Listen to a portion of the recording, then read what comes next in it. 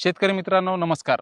मित्रांनो, आज आपल्या प्रचंड प्रतिसादानंतर आपल्यासोबत पुन्हा एकदा आहेत आपले जय बिरसा मुंडा शेतकरी गट याचे अध्यक्ष, आणि आपण त्यांच्याकडूनच आपण जे काही प्रश्न विचारलेले आहेत त्या प्रश्नाची उत्तरे आपण घेणार आहोत. तर मित्रांनो, हा व्हिडिओ शेवटपर्यंत बघा.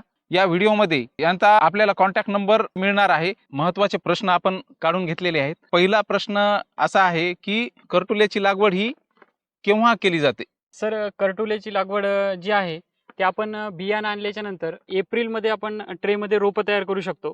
आणि ते रोपं तयार केल्याच्या नंतर 15 ते 20 दिवसाच्या नंतर ते रोपं लागवडीसाठी येतात. ज्या अर्थी तुम्ही 15 ते 20 दिवसाच्या नंतर लागवडीसाठी जर केलं तर त्याची योग्य आहे. कारण हा वेलवर्गीय असल्यामुळं आणि ट्रेमध्ये एकत्रित लावल्या कारणाने तो लवकर एकमेकामध्ये गुंतला जातो.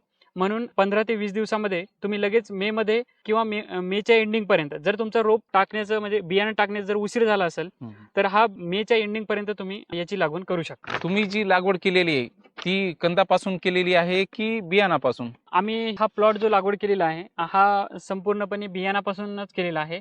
आणि ह्याची दोन प्रकारे लागवड होऊ शकते. तुम्ही कंदापासून जर करू शकत असाल तर तुम्ही कंदापासून पण करू शकता आणि बियाण्यापासून पण करू शकता. आपण जी लागवड केलेली आहे करटुल्याची, तर यासाठी आपण अंतर काय ठेवलं पाहिजे? ज्यावेळेस आपण रोप तयार करतो त्यावेळेस साधारणतः ह्याचं योग्य अंतर जे आहे ते तुम्ही 3 फुटापर्यंत ठेवू शकता. पण आम्ही हा जो प्लॉट जो केलेला आहे हा आम्ही 1.25 फुटावरती केलेला आहे. आणि 1.25 फुटावर करण्याचं कारण जे आहे ते कारण की ज्यावेळेस आपण बियाणं लावतो किंवा मग रोप तयार झालेलं ज्यावेळेस या ठिकाणी लावलं जातं त्यावेळेस रोपांची संख्या जास्त लावावी लागते. कारण की ह्याच्यामध्ये नर किंवा मादी जोपर्यंत हे याची फुलधारणा होत नाही तोपर्यंत आपल्याला कळत नाहीये. आणि ज्यावेळेस आपण हे जे लावणार आहे तो एकरी आपल्याला 2 किलोच्या वरती बियाणं लागतं.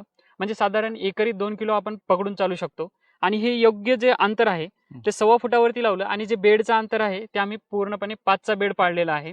त्या 5 फुटाच्या बेडमध्ये तुम्हाला म्हणजे हे येलं जरी पूर्णपणे कितीही जरी गच्च झाले तरी तुम्हाला ते याच्यासाठी फिरण्यासाठी वगैरे आणि ह्याला जो सूर्यप्रकाश लागतो फळ वगैरे धारणा करण्यासाठी तर तो योग्यरित्या मिळू शकतो. म्हणजे आपण साधारणतः 1.25 फूट म्हणजे 5 बाय 1.25 वरती तुम्ही लागवड करू शकता. आता आपण मागच्या व्हिडिओमध्ये सुद्धा या प्लॉटमध्ये जे काही लागवडीसाठी जे साहित्य वापरलं गेलं, जसं की बांबू असेल, जाळी असेल, याच्यासाठीचा खर्च आपण सांगितला होता.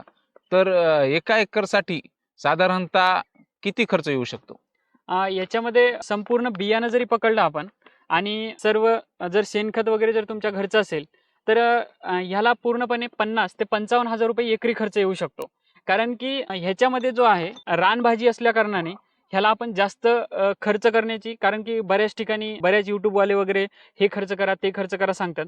परंतु याला जास्त खर्च करण्याची गरज नाही. त्यामुळे आपल्याला खताचा खर्च पण कमी येऊ शकतो. ह्याच्यामध्ये जैविक आपण वापरू शकतो. जसं की आपण घरच्या घरी निमार्क तयार करून निमार्काची फवारणी करू शकतो. त्याच्यानंतर ड्रिचिंगसाठी तुम्ही जीवामृत वापरू शकता, बायोमिक्स वापरू शकता आणि बुरशी वगैरे जे येण्यासाठी आपण जे जैविकमध्ये आहेत ते ट्रायकोडर्मा वगैरे आपण ह्याला बुरशीनाशकसाठी वापरू शकतो. म्हणजे साधारणतः 10 गुंठ्याला आपण मागच्या व्हिडिओमध्ये पण जसं सांगितलं होतं की एक 15 ते 18,000 रुपयापर्यंत खर्च येतो. तो खर्च कमी करण्यासाठी आपण जी शेवग्याची जी लागवड केलेली आहे ती शेवग्याची लागवड आपण पुढच्या वर्षी म्हणजे बांबूचा खर्च त्याच्यामध्ये तुमचा कमी होऊ शकतो. हे जे आपण जेव्हा पासून लागवड केली, आता आपण जसं सांगितलं की याची बियाणापासून लागवड केलेली आहे, ट्रेमध्ये आपण त्यांचे रोपं तयार केले आणि मे मध्ये आपण याची लागवड केली.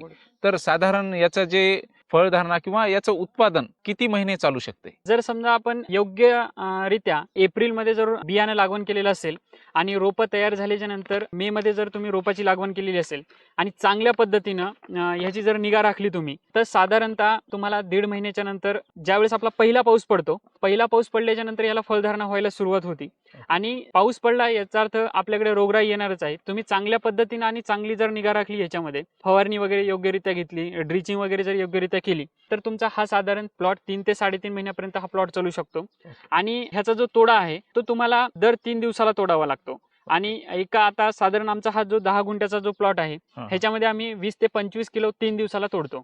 म्हणजे एक आठवड्याला 4 दिवस, चौथ्या दिवशी जरी तोडला तरी आठवड्याला आपल्याला 50 ते 55 किलो माल हमखास मिळू शकतो. लाखाच्या वर शेतकऱ्यांनी आपला हा व्हिडिओ बघितलेला आहे आणि त्या व्हिडिओमध्ये सर्वात जास्त ज्या कमेंट आलेल्या आहेत की या करटुल्याचं बी कुठे मिळू शकते? आम्ही जे बियाणं आणलं होतं तर ते एका शेतकऱ्याकडूनच आणलं होतं. संभाजीनगरवरून आणलेला आहे. परंतु इथून पुढे जर शेतकरी बांधवांना जर लागवड करायची असेल, बियाणं जर तुम्हाला पाहिजे असेल आणि प्रत्येकाची जशी सरांनी सांगितलं की प्रत्येकाची मागणी एकच आहे की बियाणं कुठं मिळेल आणि कुणाकडे मिळेल, तर हे बियाणं आमच्याकडेच म्हणजे जय बिरसा मुंडा शेतकरी गटातील सर्व सदस्य तुम्हाला ते बियाणं देऊ शकतील. आणि पाहिजे असेल तर तुम्ही आमच्याशी संपर्क करू शकता. आणि हे बियाणं जे आहे ते आम्ही नोव्हेंबरपासून बुकिंगसाठी उपलब्ध करणार आहोत. नोव्हेंबर ते मार्चपर्यंत तुम्ही आमच्याकडे बुकिंग करू शकता. यासाठी तुम्ही आमच्याकडे संपर्क करू शकता. पहिला संपर्क असा आहे, निरंजन पोटे नावानी 89 75 50 56 84 या नंबरवरती संपर्क करून तुम्ही आमच्याकडे बियाण्यासाठी बुकिंग करू शकता. आणि हा व्हॉट्सअप नंबर पण आहे आणि कॉन्टॅक्ट नंबर पण आहे. दुसरा नंबर आहे, नाव आहे कृष्णा खुडे आणि 93 59 00 93 87 हा सुद्धा कॉन्टॅक्ट नंबर पण आहे आणि व्हॉट्सअप नंबर पण आहे. तुम्ही मेसेज करून किंवा फोन करून आमच्याकडे या संपर्कावरती तुम्ही बियाणे बुकिंग करू शकता. तर याची आम्ही बुकिंग जी ओपनिंग आहे ती नोव्हेंबरपासून ठेवलेली आहे. तुम्ही आमच्याकडे बुकिंग करू शकता. तर शेतकरी मित्रांनो, आपण बघितलं की आपण जे काही मागच्या व्हिडिओला खूप भरभरून प्रतिसाद दिला आणि त्या प्रतिसादाने आपण जे काही कमेंटमध्ये आपले जे प्रश्न विचारलेले आहेत त्या प्रश्नाची जवळपास आम्ही सर्व प्रश्नांची उत्तरे देण्याचा प्रयत्न केलेला आहे. तरी सुद्धा यामधून जरी आपला एखादा प्रश्न सुटला असेल आणि आपल्याला आपल्या मनामध्ये काही प्रश्न असेल तर आपल्याला कॉन्टॅक्ट नंबर सुद्धा दिलेला आहे. आणि याचबरोबर आपण कमेंट बॉक्समध्ये सुद्धा आपले प्रश्न विचारू शकता. त्याची उत्तरे आम्ही देण्याचा नक्की प्रयत्न करू. आणि आपल्याला हा व्हिडिओ आवडल्यास लाईक, शेअर, सबस्क्राईब करायला विसरू नका. धन्यवाद.